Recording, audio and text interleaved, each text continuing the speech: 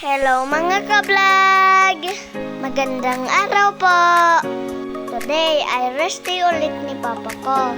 Ito po ang umpisa ng kanyang araw. Magbibideo call muna sa amin para mangamusta at para makipagkulitan din sa akin.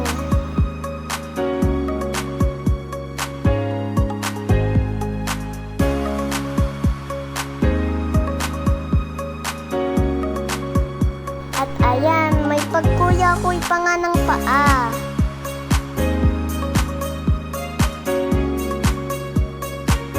At pagkatapos naman tumawag sa amin, ay lumabas na din po siya sa kwarto para maligo at mag-ayos.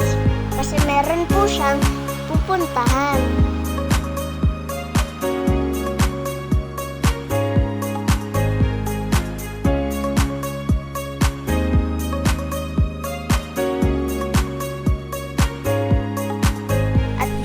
Po, paalis na sila.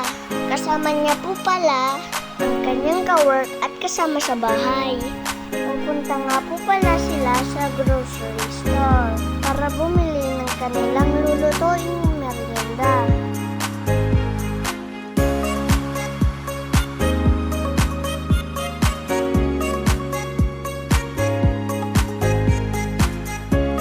Kahit nga po pala ang kanilang ginagamit pagpasok sa work. At eto nga po ang inisyu sa kanila ng company para meron silang service sa pagpasok sa work. Dito nga po sa dinaanan nila ay maraming nakatanim na pakwan. At bukod sa pakwan ay meron ding iba't ibang gulay pa. Dahil summer din kasi sa Japan. Kaya sinasamantala din ng mga farmers ang pagtatanim. Kasi po pag winter season na naman po, ay mahirapan na naman po silang magtanim.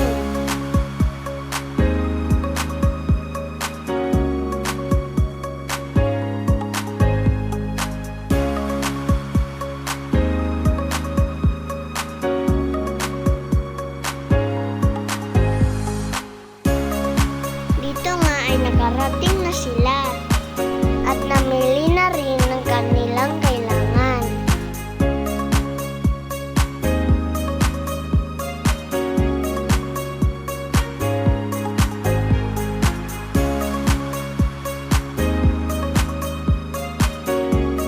At pagkarating nila ay nag-prepare na po sila para makapagsimula na po sa pagluluto.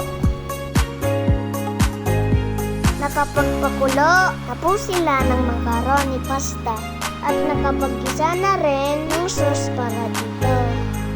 Shout out nga po pala kay Kuya Joms, ang cook for today's video.